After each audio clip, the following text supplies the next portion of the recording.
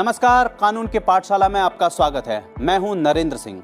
हमारा संविधान हर नागरिक को अभिव्यक्ति की आजादी का अधिकार देता है। मतलब देश का हर नागरिक किसी भी विषय पर अपनी बात रखने और उसे दूसरों के साथ साझा करने का अधिकार रखता है। लेकिन यह भी देखा गया है कि सूचना और पारदर्शिता के बिना अभिव्यक्ति की आजादी अधूरी रहती है।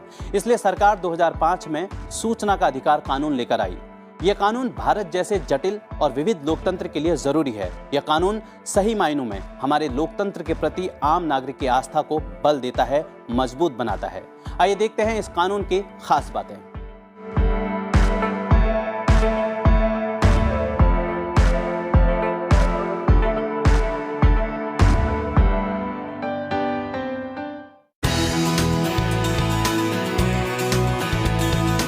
वैश्विक स्तर पर सूचना के अधिकार को पहचान 1948 में संयुक्त राष्ट्र महासभा द्वारा universal declaration of human rights को अपनाने के बाद मिली। इस मैकेनिज्म का मकसद मीडिया या दूसरे माध्यम से आमजन को सूचना मांगने और लेने का अधिकार देना था। और कई दशकों बाद लोकतंत्र को मजबूत करने और गवर्नेंस में पारदर्शिता लाने के उद्देश्य से भारतीय संसद ने भी सूचना का अधिकार अधिनियम 2005 सारे देश में लागू कर दिया।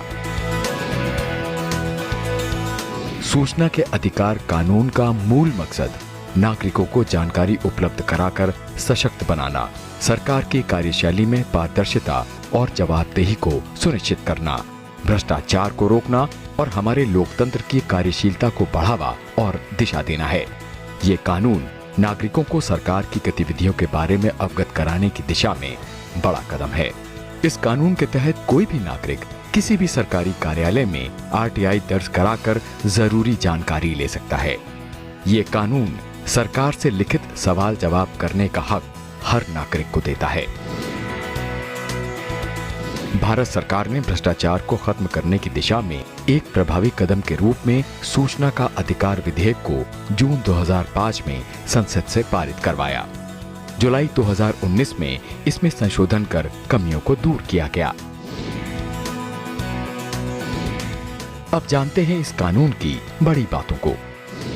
आरटीआई के अंतर्गत सभी संवैधानिक निकाय, संसद और राज्यसभा के अधिनियमों द्वारा गठित संस्थान और निकाय शामिल हैं। आरटीआई एक्ट के अंतर्गत वो सभी विभाग शामिल हैं जो सरकारी आदेश से बने हैं या सरकार से वित्तीय सहायता लेते हैं। आवेदक को 10 रुपए का आवेदन शुल्क देना पड़ता है। कई राज्यों के आवेदन शुल्क में भिन्नता हो सकती है। गरीबी रेखा के नीचे वाला आवेदक बिना किसी शुल्क के सूचना मंगा सकता है। मांगी गई सूचना अगर आवेदक के व्यक्तिगत जीवन से जुड़ी है तो उसे 48 घंटे के भीतर ही उपलब्ध कराने का प्रावधान है। आरटीआई एक्ट में यह भी कहा गया है कि सभी सार्वजनिक प्राधिकरण अपने दस्तावेजों का संरक्षण कंप्यूटर में करें। प्राप्त सूचना से असंतुष्ट होने की स्थिति में आप स्थानीय से लेकर राज्य और केंद्रीय सूचना आयोग में अपील कर सकते हैं।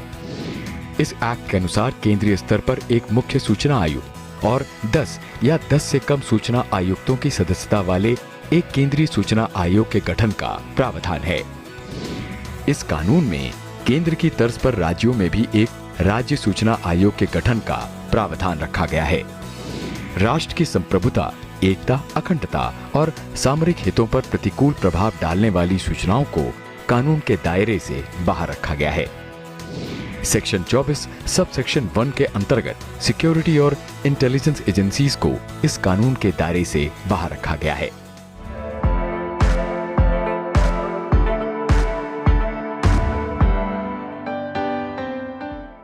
अमेरिका के पूर्व राष्ट्रपति थॉमस जेफरसन ने कहा था, सूचना लोकतंत्र की मुद्रा होती है। सूचना किसी भी जीवंत सभ्य समाज के उद्भव और विकास में महत्वपूर्ण भूमिका अदा करती है। कानून के पाठशाला कार्यक्रम में फिर मिलेंगे एक नए कानून और उससे जुड़े प्रावधानों को लेकर। नमस्कार।